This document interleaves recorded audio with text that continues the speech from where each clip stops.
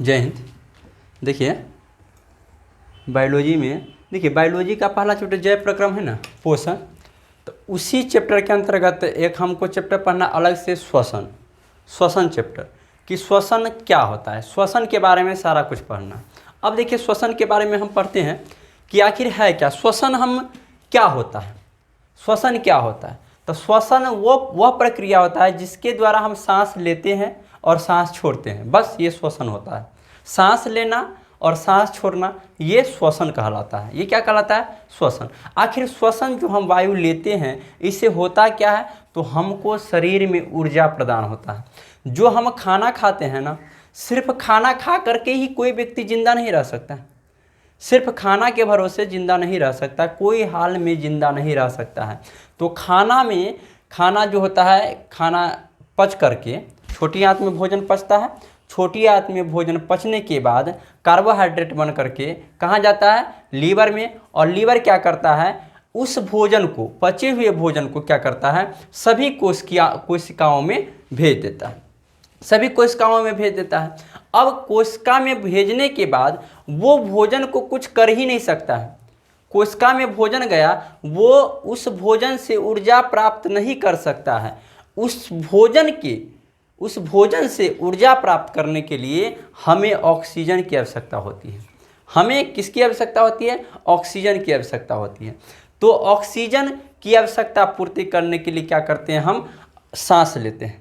क्या करते हैं? सांस लेते हैं। और यही सांस वायु के रूप में क्या करता है? जाता है और सभी कोशिका में माइटोकॉन्ड्रिया के पास जाता है। और उसके बाद वहाँ पे जा कर के इस वायु के सहायता से, ऑक्सीजन के सहायता से वहाँ पे क्या होता है? माइटोकॉन्ड्रिया में क्या होता है? ऊर्जा का निर्माण होता है। अब ये सारा प्रक्रिया होता कैसे है, किस प्रकार होता है, कहाँ कहाँ होता है, कैसे होता है, ये सारा प्रक्रिया हम इस क्लास में समझेंगे। कि हम खाना खाएं, सिर्फ खाना खाने से हमें ताकत नहीं आ सकती है, ऊर्जा नहीं मिल सकती है। उससे ऊर्जा में परिवर्तित करने के लिए हमें ऑक्सीजन की आवश्यकता पड़ती है। अब ऑक्सीजन की आवश्यकता पड़ती है तो ऑक्सीजन कैसे जाएगा कोशिका के सभी कोशिकाओं के माइटोकॉन्ड्रिया में। अब हम जानते हैं, देखिए कोशिका तो हर जगह है, कोशिका हमारे शरीर के हर जगह उपस्थित है, कोशिका हर जगह उपस्थित है। और सभी कोशिका में माइटोकॉन्ड्रिया है। और माइटोकॉन्ड्रिया में भोजन तो आ गया है, भोजन पच के तो आ गया है हमारे पास, माइटोकॉन्ड्रिया में आ गया है। लेकिन माइटोकॉन्ड्रिया उस भोजन को कुछ नहीं कर सकता है। कब तक? जब तक उसके पास ऑक्सीजन नहीं आता है। अब ऑक्सीजन आता है, ऊर्जा कैसे बनता है, इस सारी प्रक्रिया को हम आसानी भाषा में समझेंगे, बशर्ते आप इस क्लास में बने रहिए। आराम से देखिए क्या होता है। देखिए श्वसन क्या होता है? सांस लेने और छोड़ने की क्रिया को श्वसन कहते हैं। सांस हम लेते हैं और छोड़ते हैं, यही प्रक्रिया श्वसन होता है। इससे हमें ऊर्जा प्राप्त होता है। श्वसन से हमें ऊर्जा प्राप्त होता है। श्वसन से क्या होता है? ऊर्जा प्राप्त होता है। क्या सिर्फ खाना खाने से ऊर्जा मिल सकती है? नहीं मिल सकती है। सिर्फ खाना खाने से हमें ऊर्जा नहीं मिल सकती है। खाना खाने के बाद छोटी आंत में भोजन पचता है, उसके बाद लीवर में जा कर के, और उसके बाद क्या होता है कि कोशिका के माइटोकॉन्ड्रिया के पास जाता है। लेकिन माइटोकॉन्ड्रिया उस पचे हुए भोजन को कुछ नहीं कर सकता है। पचे हुए भोजन को क्या करता है? कुछ नहीं कर सकता है। जब उसके पास ऑक्सीजन जाएगा ना माइटोकॉन्ड्रिया के पास, उसके बाद ही उस भोजन से ऊर्जा प्राप्त कर सकता है। तो हम कह सकते हैं कि श्वसन से हमें ऊर्जा प्राप्त होती है। यह एक ऑक्सीकरण अभिक्रिया है। श्वसन जो होता है ना, ऑक्सीकरण अभिक्रिया होता है। क्यों? क्योंकि इसमें ऑक्सीजन हम लेते हैं। ऑक्सीजन क्या होता है? लेते हैं। और इसे अपचायी क्रिया होता है। श्वसन जो होता है ना, अपचायी क्रिया होता है। श्वसन अपचायी क्रिया क्यों होता है? अपचायी क्रिया मतलब ये क्या होता है? ग्लूकोज इसमें टूटता है। श्वसन में क्या होता है? ग्लूकोज का टूटता है। ग्लूकोज टूटता है, उसके बाद ऊर्जा प्राप्त होता है। इसीलिए इसे अपचायी क्रिया कहते हैं। अपचायी का मतलब किसी चीज़ का टूटना। अपचायी मतलब क्या होता है? किसी चीज़ का टूटना। तो यहाँ पे ग्लूकोज टूटता है, इसीलिए इसे हम श्वसन को अपचायी क्रिया कहते हैं। अब देखिए क्या है, एक टॉपिक है श्वासोच्छ्वास। देखिए श्वासोच्छ्वास तो ब्रीदिंग मतलब श्वासोच्छ्वास। अब श्वासोच्छ्वास क्या होता है? आपको पूछा जाएगा श्वासोच्छ्वास क्या होता है, तो सांस लेने और छोड़ने की क्रिया को श्वासोच्छ्वास कहते हैं। बस ब्रीदिंग यही इतना ही है। सांस हम लिए, और सांस छोड़े, यही प्रक्रिया तो ब्रीदिंग है। सांस लेना और सांस छोड़ना, ये प्रक्रिया ब्रीदिंग है। सांस लेते हैं और सांस छोड़ते हैं तो क्या है, ब्रीदिंग है। अब ये होता कैसे है, कैसे सांस लेते हैं, कैसे सांस छोड़ते हैं, इस प्रक्रिया को देखिए। ब्रीदिंग को दो भाग में बांटते हैं, ब्रीदिंग को दो भाग में। सांस लेते हैं, वायु अंदर लेते हैं, उसको क्या कहते हैं, निश्वसन। वायु जो अंदर लेते हैं उसको निश्वसन कहते हैं, और वायु बाहर फेंकते हैं उसको निश्वसन। देखिए हम वायु लेते हैं, सांस लेते हैं, सांस छोड़ते हैं, तो सांस लिए इसको क्या कहते हैं, निश्वसन। सांस छोड़े इसको निश्वसन। निश्वसन का एक और नाम है प्रश्वास। प्रश्वास, सांस अंदर लिए प्रश्वास, सांस बाहर छोड़े क्या होता है, उच्छ्वास। सांस को बाहर छोड़े उच्छ्वास, सांस अंदर लिए क्या है, प्रश्वास। तो यही होता है, ये दोनों नाम से में निश्वसन कहिए या प्रश्वास कहिए, उच्छ्वास कहिए या निश्वसन कहिए। तो सांस अंदर लेना प्रश्वास, सांस बाहर फेंकना उच्छ्वास। इस बात को समझ गए। और श्वासोच्छ्वास क्या होता है, सांस अंदर लेना और बाहर फेंकना, ये दोनों क्रिया मिल करके श्वासोच्छ्वास होता है। तो आपसे अगर कोई पूछेगा कि श्वासोच्छ्वास क्या होता है, तो आप क्या कहिए, सांस अंदर लेना और बाहर फेंकना, इसी क्रिया को श्वासोच्छ्वास कहते हैं। अब सांस अंदर लेते हैं तो क्या होता है, देखिए सांस आप अंदर लेते हैं ना, तो वायुमंडल में जो गैस है वही ना सांस लीजिएगा। आप बाहर से आप थोड़ी छांट सकते हैं, बाहर से छांट ही नहीं सकते हैं कि हमारे शरीर को सिर्फ ऑक्सीजन की आवश्यकता होती है। हमारे शरीर को किसकी आवश्यकता होती है, सिर्फ ऑक्सीजन की आवश्यकता होती है। ऑक्सीजन से ही ऊर्जा प्राप्त होती है इसमें। क्योंकि अब देखिए वायुमंडल में तो सिर्फ ऑक्सीजन तो है नहीं, वायुमंडल में तो सिर्फ ऑक्सीजन नहीं है, बहुत सारे गैसें हैं। तो वायुमंडल में मोटा मोटी गैसें होती है, नाइट्रोजन, ऑक्सीजन और कार्बन डाइऑक्साइड। वायुमंडल में कौन कौन सी गैसें मिली हुई होती है, नाइट्रोजन, ऑक्सीजन और कार्बन डाइऑक्साइड। आपको ये भी प्रश्न पूछ सकता है कि वायुमंडल में नाइट्रोजन कितना % होता है, तो 78% नाइट्रोजन होता है और 21% ऑक्सीजन होता है, और carbon dioxide CO2 carbon dioxide 0.03% होता है। वायुमंडल में नाइट्रोजन कितना प्रतिशत, 78%, ऑक्सीजन 21% और कार्बन डाइऑक्साइड 3%। अब देखिए ये तो अंदर लिया, वायुमंडल में यही गैसें मिली हुई हैं, तो ये तो सारा गैस ले लेगा अंदर। क्या ये सारा गैस हमारे शरीर को आवश्यकता है, नहीं, ये सारा गैस हमारे शरीर को आवश्यक नहीं है। हमें सिर्फ ऑक्सीजन चाहिए, हमें सिर्फ क्या चाहिए, ऑक्सीजन चाहिए। तो ऑक्सीजन तो 21% लिया, 21% ऑक्सीजन क्या करता है, हमारा शरीर एक्सेप्ट 21% नहीं लेता है। 21% में से 17% नाइट्रोजन तो पूरा छोड़ देता है। नाइट्रोजन क्या करता है, पूरा छोड़ देता है बाहर। देखिए हम अंदर लिया, हम जब सांस लिए तो नाइट्रोजन, ऑक्सीजन और कार्बन डाइऑक्साइड गैस लिए।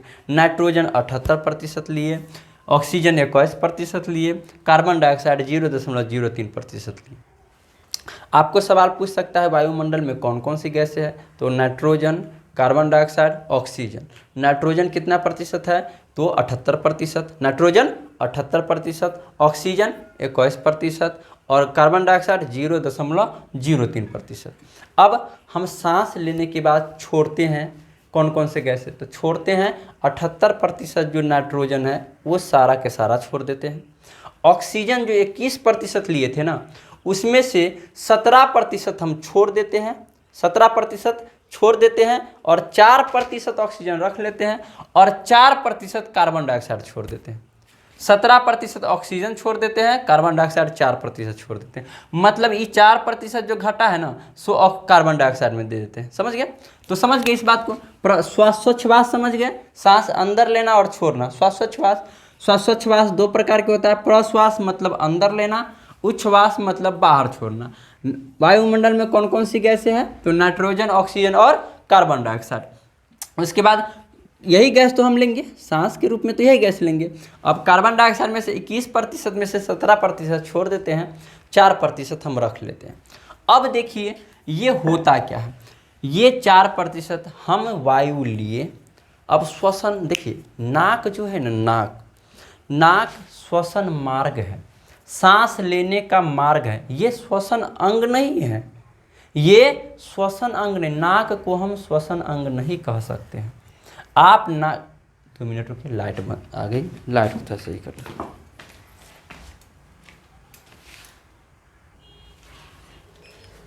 ये जो है नाक जो है ना, नाक श्वसन अंग नहीं है हमारा, वह एक श्वसन मार्ग है, माने सांस लेने का रास्ता है। उसको आप अगर नाक को बंद कर देते हैं तो मुंह से सांस ले सकते हैं ज़िंदगी भर, लेकिन नाक से ही हम लेते हैं, क्योंकि नाक जो होता है, नाक में जो होता है बाल होता है, उसका म्यूकस होता है यहाँ पे, समझे। तो ये सब हमको क्या करता है, वायु को छान करके और हमारे फेफड़े तक पहुँचाता है। तो श्वसन अंग कौन होता है, श्वसन अंग के बारे में समझते हैं। देखिए श्वसन अंग क्या होता है, जितने भी स्तनधारी प्राणी हैं, स्तनधारी मतलब जो अपने बच्चे को दूध पिलाती है, तो जितने भी स्तनधारी प्राणी हैं वो सभी सांस, उस सभी का श्वसन अंग जो होता है ना फेफड़ा होता है। जो भी व्यक्ति अपने बच्चे को दूध पिलाती है, स्तनधारी के मतलब होता है दूध, जो अपने बच्चे को दूध पिलाती है वह सांस कैसे लेता है, फेफड़ा की सहायता से लेता है। उसको सांस लेने के लिए श्वसन अंग फेफड़ा होता है। पक्षी का भी श्वसन अंग फेफड़ा ही होता है। मछली का श्वसन अंग क्या होता है, गिल्स होता है। देखिए फेफड़ा और गिल्स में अंतर समझिए। फेफड़ा क्या होता है, वायुमंडल से फेफड़ा और गिल्स दोनों ऑक्सीजन को छांटने का काम ही करता है, दोनों ऑक्सीजन छांटेगा। लेकिन फेफड़ा का खासियत होता है कि वायुमंडल में उपस्थित ऑक्सीजन को छांटेगा, लेकिन गिल्स का काम होता है कि जल में जो ऑक्सीजन होता है उसको छांटने का काम करता है। मतलब क्या करता है, मछली क्या करता है, अपना गिल्स में, गिल्स मतलब क्या, गलफरा, गलफरा होता है ना, उस गलफरा में क्या करता है, पानी ले लेता है और उस पानी में से क्या करता है, ऑक्सीजन छांट लेता है और क्या करता है, अपना माने सहायता वो माइटोकॉन्ड्रिया में भेज देता है, समझे। लेकिन हम लोग पानी में घुले हुए ऑक्सीजन से सांस नहीं ले सकते, क्योंकि फेफड़ा का वो खासियत ही नहीं होता है। फेफड़ा पानी में घुले हुए ऑक्सीजन को यूज नहीं कर सकता है, वो वायुमंडल में घुले हुए ऑक्सीजन का उपयोग कर सकता है। तो इसीलिए फेफड़ा क्या करता है, वायुमंडल में, इसीलिए स्तनधारी प्राणी जो भी होता है, पक्षी वगैरह सब, इस सभी का श्वसन अंग जो होता है क्या होता है, फेफड़ा होता है। और मछली का श्वसन गिल्स कहिए, क्लोम कहिए, गल्फर कहिए, ये तीनों नाम होता है। तो मछली का श्वसन अंग क्या होता है, गिल्स। कीट जो होता है ना, कीट, उसका श्वसन अंग ट्रैकिया होता है। हम लोग भी कभी कभी सांस ट्रैकिया से ले लेते हैं। ट्रैकिया क्या होता है, यहाँ पे एक नली होता है, सांस नली, यहाँ पे तो एक भोजन का नली होता है, एक सांस का नली होता है। यहाँ से आप काट करके, मान लीजिए कभी कभी मुंह का ऑपरेशन या गले का ऑपरेशन होता है ना, तो डॉक्टर क्या करते हैं, यहाँ से ट्रैकिया यहाँ से काट करके और ट्रैकिया निकाल लेते हैं और यहाँ से क्या करते हैं, सांस वहीं से ले सकता है आराम से, कोई दिक्कत नहीं होता है। तो कीट सब क्या करता है, ट्रैकिया से सांस लेता है। कीट किससे सांस लेता है, ट्रैकिया से। केंचुआ, केंचुआ अपने त्वचा से सांस लेता है। केंचुआ क्या करता है, त्वचा से। अब मेढक देखिए, मेढक का 3 अवस्था होता है। मेढक जब बच्चा होगा, बच्चा, मेढक बच्चा होता है ना, मछली जैसा लगता रहता है, एकदम काला काला होता है ना, आप नदी में जाकर के देखिए एकदम बहुत सारा होगा, काला काला रहता है एकदम, पूंछ उसका बहुत लंबा होता है। तो मेढक जब बच्चा अवस्था में रहता है, टेडपोल, बचपन अवस्था को क्या कहते हैं, टेडपोल कहते हैं। तो मेढक जब बचपन अवस्था में होता है तो उसको सांस लेने के लिए गिल्स होता है, क्लोम, गलफरा होता है। लेकिन जब मेढक बड़ा हो जाता है, बड़ा हो जाता है तो बड़ा होने पर 2 अवस्था, मेढक बड़ा होता है तो 2 अवस्था होता है। मेढक बड़ा होने के बाद धरती पर रहेगा तो उसको सांस लेने के लिए फेफड़ा होगा। मेढक जब बड़ा होगा तो सांस लेने के लिए उसके पास फेफड़ा होगा।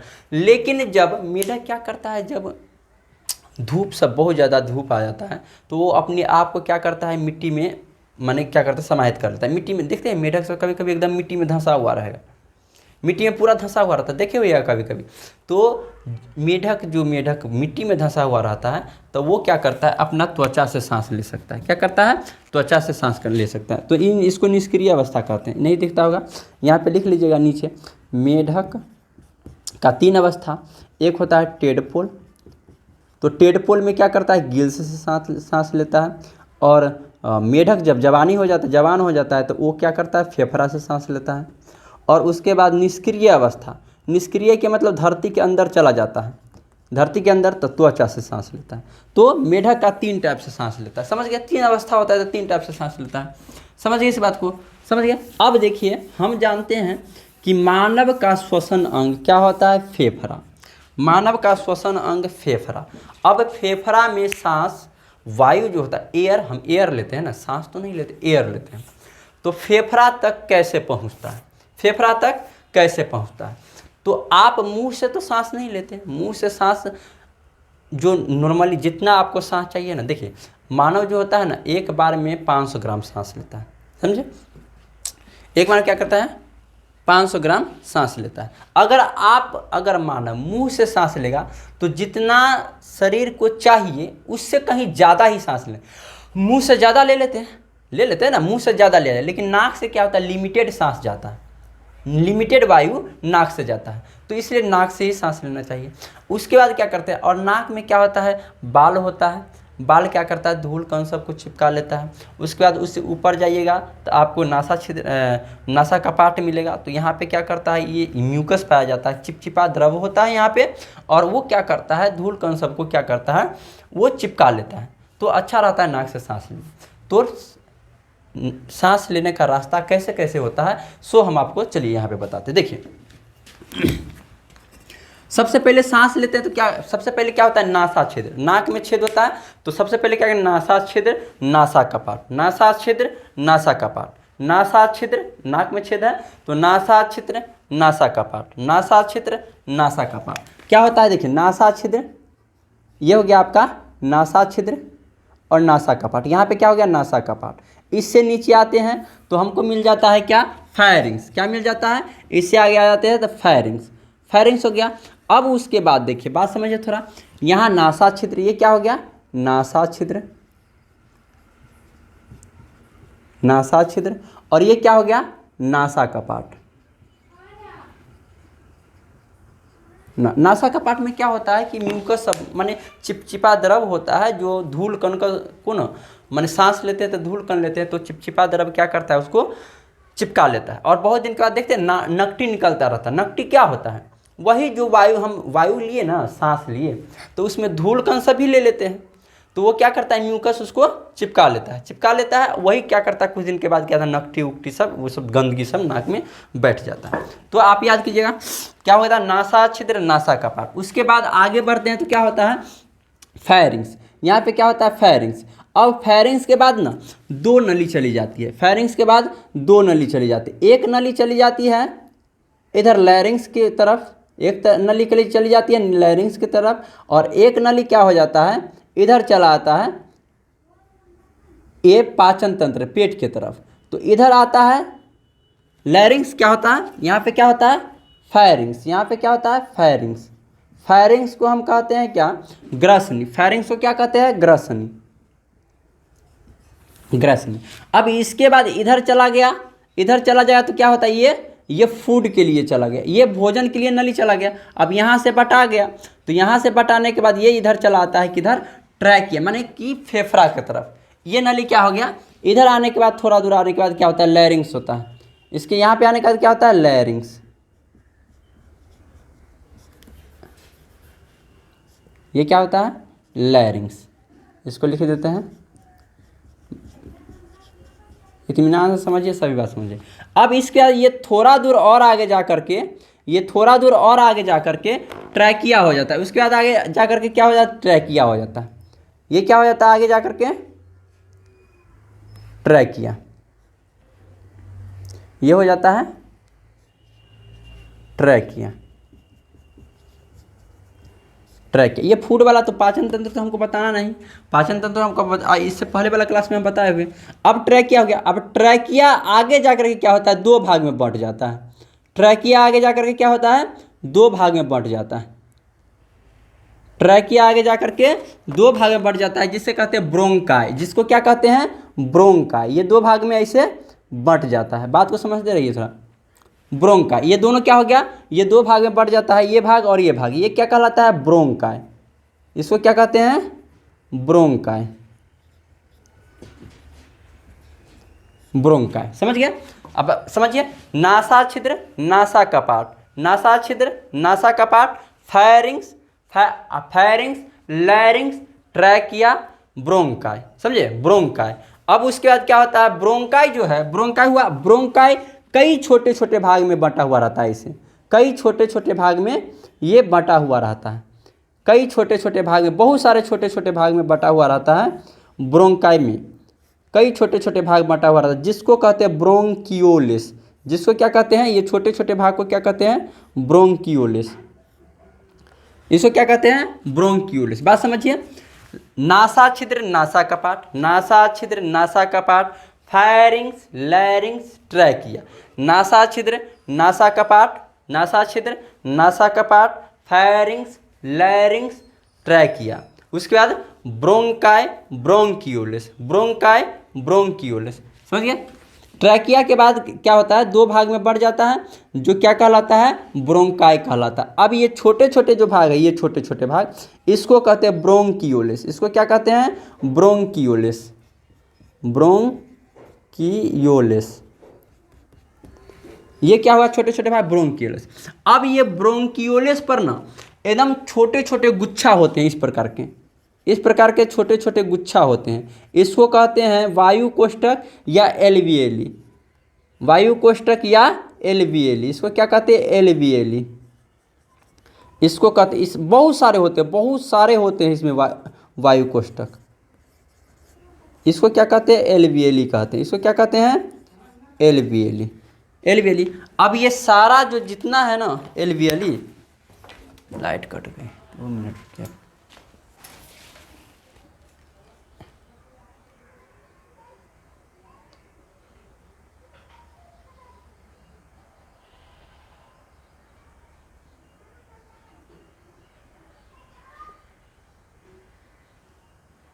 अब ये जितने भी एलवीएली हैं, ये जितने भी एलवीएली हैं, एक रिब्स में बंद रहते हैं। इस प्रकार से एक रिब्स में बंद रहते हैं, एक रिब्स में इस प्रकार से बंद रहते हैं। और ये रिब्स जो होता है ना, बहुत ही मुलायम होता है, इसमें ऐसे बंद रहते हैं। ये हो गया फेफड़ा। और इसके नीचे जो होता है डायफ्राम होता है। इसके नीचे क्या होता है, डायफ्राम होता है। ये डायफ्राम क्या करता है, ये डायफ्राम क्या करता है, हम जब सांस लेते हैं, सांस लेते तो कोई दिक्कत नहीं है, सांस लेने की, सांस को बाहर फेंकने में ना, सांस को बाहर फेंकने में क्या करता है, हमारी मदद करता है। तो हमको सांस जब ले लेते हैं, अब सांस लेते हैं तो बाहर भी फेंकना है ना, तो बाहर फेंकने में ये डायफ्राम ही होता है ना, जो हमारी मदद करता है। अब देखिए, प्रेग्नेंट जो होता है, गर्भवती महिला जो होती है ना, उसको ये डायफ्राम काम नहीं करता है, उसको डायफ्राम काम नहीं करता है। तो रिब्स जो होता है, उसका रिब्स, पसली जो होता है ना, पसली, बस वही उसको क्या करता है, ये इसको सांस लेने में, सांस को बाहर फेंकने में सहायता करता है। उसका डायफ्राम उतना काम नहीं करता है, लेकिन उसका जो पसली होता है ना, उसी से वो सांस को बाहर फेंकता है। अब देखिए, ये बात समझिए, इसमें आप श्वसन मार्ग समझ गए, ये श्वसन मार्ग हुआ। अब इसको एक बार समझ लीजिए क्या होता है, क्या होता है। यहाँ पे हम लिख दिए नासा छिद्र, नासा कपाट, फायरिंग्स, लैरिंग्स, ट्रैकिया, ब्रोंकाई, ब्रोंकियोलिस, एलवीएली। क्या होता है, एलवीएली। बात को समझिए, इस बात को आप याद कर लीजिए, समझ गए ना। ऐसे देखिए ना, नाक, नासा छिद्र, नाक में छेद है, नासा छिद्र, नासा कपाट, नासा कपाट यहाँ आएगा, नासा छिद्र, नासा कपाट, फायरिंग्स, फायरिंग्स अंदर होगा, फायरिंग्स, और उसके बाद क्या होता है, लैरिंग्स, उसके बाद क्या होता है, लैरिंग्स, उसके बाद ट्रैकिया, इतना जो लैरिंग्स, उसके बाद क्या होता है, ट्रैकिया, उसके बाद ब्रोंकाई, ब्रोंकियोलिस, ब्रोंकाई, ब्रोंकियोलिस, एलवीएली। क्या होता है, एलवीएली। हम सांस जो लेते हैं ना, सांस लेते हैं, तो इसी एलवीएली में आता है, इसी एलवीएली में आता है। सांस लेते हैं तो क्या होता है, इसी एलवीएली में आता है।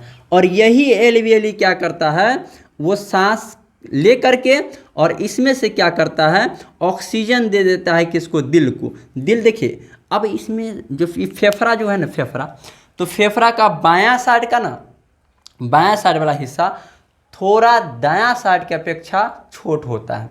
बायां साइड वाला फेफड़ा जो होता है, इस साइड थोड़ा छोट होता है। क्यों, क्योंकि इसी बायां साइड में ही ना एक छोटा सा दिल होता है। इसी बायां साइड में क्या होता है, छोटा सा दिल होता है, इसीलिए क्या होता है, बायां साइड वाला हिस्सा छोट होता है। अब देखिए, इसमें क्या होता है, इसमें 5 लोम होते हैं, 5 लोम होते हैं। ये दाएं साइड वाला में ऐसे बटा हुआ रहता है, ये 3 लोम इस साइड होते हैं और 2 लोम क्या होते हैं, इस साइड होते हैं। तो 5 लोम होते हैं इसमें फेफड़ा में, समझे। और ये छोट होता है, आपको पूछा जाए किस साइड का फेफड़ा जो होता है छोटा होता है, तो बाएं साइड का, क्योंकि दिल का स्थान होता है, यहाँ पे दिल होता है। अब बात समझिए थोड़ा यहाँ पे, अब यहाँ पे क्या समझना है, यही अब जो सांस हम लिए, सांस लेने के बाद ना यही एल्वियली में ही आता है।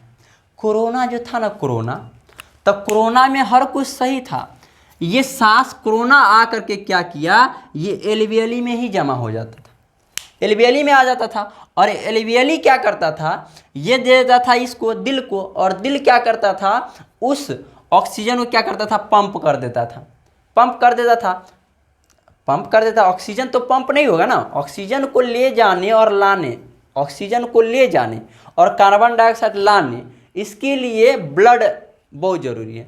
देखिए ब्लड जो होता है ना, किसी भी चीज़ को, किसी भी पदार्थ को हमारे शरीर में एक जगह से दूसरे जगह लाने और ले जाने में सहायता करता है, समझे। तो ब्लड वाला चैप्टर पढ़िएगा, तो उसमें हम ब्लड के बारे में आपको पूरा डिटेल में बताएंगे। पहले आप ये समझिए कि सांस हम लेते हैं तो क्या होता है।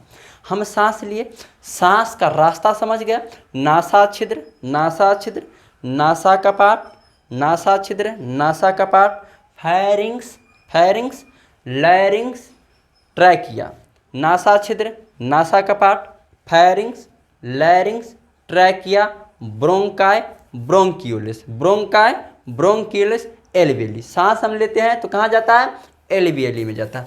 अब वो एल्वियली क्या करता है, दिल को देता है, और दिल क्या करता है, उसमें ब्लड मिला करके और सभी सेल्स के, सभी कोशिका को दे देता है। और कोशिका में उपस्थित है माइटोकॉन्ड्रिया, और माइटोकॉन्ड्रिया को क्या मिल जाता है, ऑक्सीजन मिल जाता है, और वो क्या करता है, वो ये क्या करता है, ऊर्जा बना लेता है। अब देखिए एक चीज़ हम समझते हैं, ये जो फेफड़ा देख लिए, ये हो गया बाह्य श्वसन।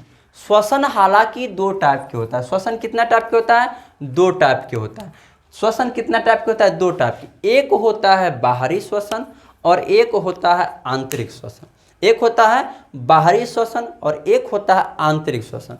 बाहरी श्वसन बस इतना ही है। बाहरी श्वसन क्या है, यहाँ एल्वियली तक आया ना वायु, एल्वियली तक वायु आया, बस ये बाहरी श्वसन, यहाँ तक के वायु को बाहरी श्वसन कहते हैं। कहाँ से, नासा छिद्र, नासा कपाट, फायरिंग्स, देखिए पहले एफ आता है तो फायरिंग्स एफ से, उसके बाद एफ के बाद एल आता है, तो उस एल से क्या हो गया, लैरिंग्स, समझ गए। नासा छिद्र, नासा कपाट, आप फायरिंग्स और लैरिंग्स में करवाइएगा नहीं, तो पहले एफ तो फायरिंग्स, उसके बाद एल तो लैरिंग्स, फायरिंग्स लैरिंग्स, उसके बाद क्या होता है, ब्रोंकाई। बात समझिए, नासा छिद्र, नासा कपाट, pharynx, larynx, trachea, pharynx, larynx, trachea, bronchi, bronchioles. ये छोटे छोटे जो है लाइन, ये छोटे छोटे लाइन, ये ब्रोंकियोलिस, और ये क्या है, एल्वियली। ये क्या है, एल्वियली। और ये डायफ्राम। डायफ्राम का क्या काम होता है, सांस को बाहर फेंकने में हमारी मदद करता है। डायफ्राम का क्या काम होता है, सांस को बाहर फेंकने में हमारी मदद करता है। अब बात समझिए, अब यहाँ देखिए, कभी कभी आप देखते हो कि हिचकी आ जाता है, कभी कभी गारा लग जाता है, कभी कभी क्या होता है, हिचकी आ जाता है, कभी कभी जोर से हम क्या करते हैं, सरक जाते हैं। ये दोनों क्यों होता है, बात समझिए। यहाँ पे देखिए, ये भोजन का रास्ता और सांस लेने का रास्ता, ये दोनों रास्ता सेम ही है। ये देख रहे हैं हम,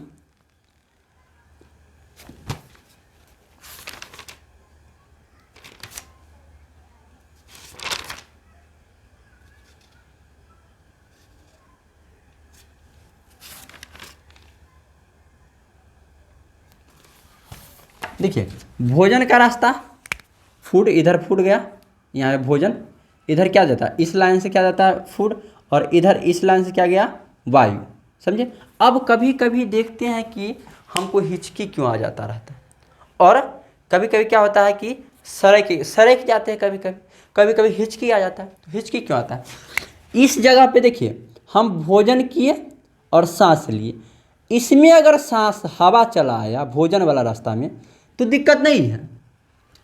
भोजन वाला रास्ता में अगर सांस चलाया तो दिक्कत नहीं है, लेकिन अगर सांस वाला रास्ता में अगर चलाया भोजन तो दिक्कत है। तो यहाँ पे एक दरवाज़ा टाइप से एपिग्लोटिक्स नाम का एक होता है, यहाँ पे दरवाज़ा मान लीजिए दरवाज़ा टाइप से। अब एपिग्लोटिक्स नाम के दरवाज़ा यहाँ पे होता है, यहाँ पे रहता है। अगर हम भोजन करते हैं तो ये एपिग्लोटिक्स क्या करता है, इस साइड मुड़ जाता है। माने भोजन जब हम किए तो ये वाला रास्ता बंद हो गया, सांस वाला रास्ता क्या हुआ, ये फेफड़ा वाला रास्ता बंद हो गया और इधर से भोजन चला गया। जब सांस लिए तो ये इधर चला आया और इधर वाला रास्ता चालू हो गया, इधर बंद हो गया। तो ये इसको कहते हैं एपिग्लोटिक्स। इसको क्या कहते हैं, यहाँ पे एक रहता है दरवाज़ा टाइप का काम करता है, एपिग्लोटिक्स। एपिग्लोटिक्स, बात समझिए, एपिग्लोटिक्स। अब देखिए कभी कभी क्या करते हैं, अब इस एपिग्लोटिक्स को कंट्रोल कौन करता है, कंट्रोल हम तो नहीं है ना, कि एना किए तो भोजन वाला रास्ता बंद हो गया, एना किए तो सांस वाला रास्ता बंद हो गया। जब भोजन हम खाते हैं तो सांस वाला रास्ता बंद हो जाता है और भोजन वाला पेट में चला जाता है, और जब सांस लेते हैं तब भोजन वाला बंद हो जाता है, सांस इधर चला जाता है। अब कभी कभी क्या होता है, कभी कभी अब इस एपिग्लोटिक्स को कौन कंट्रोल करता है, एपिग्लोटिक्स को कंट्रोल करता है हमारा ब्रेन कंट्रोल करता है। अब हम जब खाना खाते हैं, खाना खाते समय क्या करते हैं, ब्रेन को दूसरा जगह बिजी कर लेते हैं, ब्रेन को सोचने लग जाता है, दिमाग में माने सोचने लग जाते हैं, मोबाइल देखने लग जाते हैं और बहुत सारा काम करने लग, कुछ दिमाग में सोचने लग जाते हैं। तो दिमाग आपका उधर बिजी हो गया, आप ब्रेन में कुछ और सोचे तो दिमाग तो आपका उधर बिजी हो गया। तो एपिग्लोटिक्स अब भुतला क्या हुआ कि कंफ्यूज हो गया, वो कभी इधर घुस जा रहा है, कभी इधर बंद हो रहा है, उसको दिमाग बोल ही नहीं रहा है कि कैसे तुमको कब खाना खा रहा है, कैसे तुमको खाना वाला बंद करना है, कब तुमको सांस वाला बंद करना है, दिमाग को उधर बिजी कर दिए। तो क्या करता है, खाना क्या करता है, कभी कभी एक बार इधर यहाँ आने के लिए तैयार हो जाता है, यहाँ आने लगता है। अब इधर देखता है फेफड़ा कि यार ये क्या आ रहा है, खाना आता है तो ये क्या आ रहा है, इधर तो वायु आना है, तुम क्यों आ रहा है। तो इसको क्या करता है, एक बार ठेलता है, यहाँ से क्या करता है, एक बार ढकेलता है तो हमको हिचकी आ जाता है। फिर से ये क्या करता है, खाना जब तक खाना इधर ताक झाँक करता रहता है, इधर में खाना जब तक ताक झाँक करता रहता है तब तक उसको बार बार ऐसे ढकेलेगा, आने नहीं देगा, इधर आने नहीं देगा, वो बार बार क्या करता है, ऐसे ढक लेगा।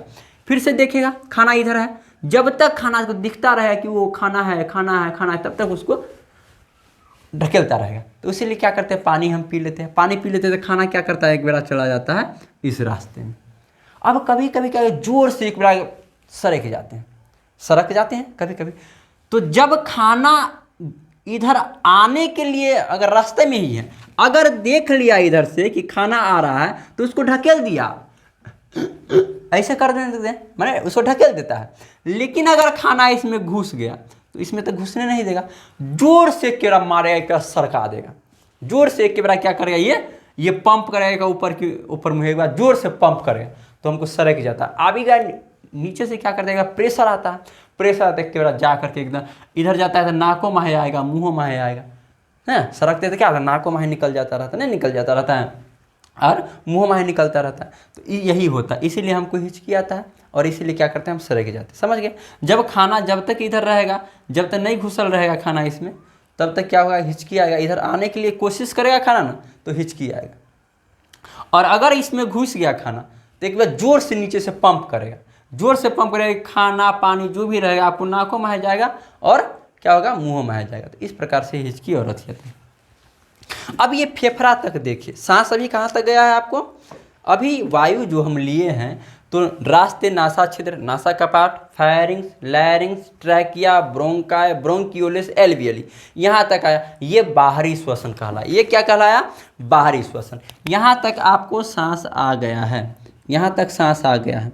अब ये यहाँ पे सांस लेकर के ये क्या करेगा, ये सांस लेकर के क्या करेगा, इसका तो कोई काम है नहीं, यहाँ पे ऊर्जा भी नहीं बन सकता है। क्या होगा,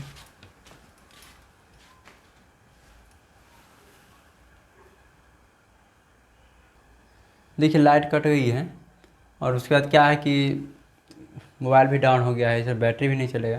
तो क्या है, आपको अब यहाँ आपको बाहरी श्वसन आ गया, माने एल्वियली तक क्या किए हम आपको बता दिए, एल्वियली तक सांस आ गया। एल्वियली तक आने के बाद अब क्या करेगा, ये बाहरी श्वसन हो गया। अब ये एल्वियली क्या करेगा कि बाहर ब्लड के सहारे सारे कोशिका को दे देगा, और ये आंतरिक श्वसन, और आंतरिक श्वसन ये बाहरी श्वसन हो गया। अब आंतरिक श्वसन हम अगले क्लास में आपको बता देंगे। तब तक के लिए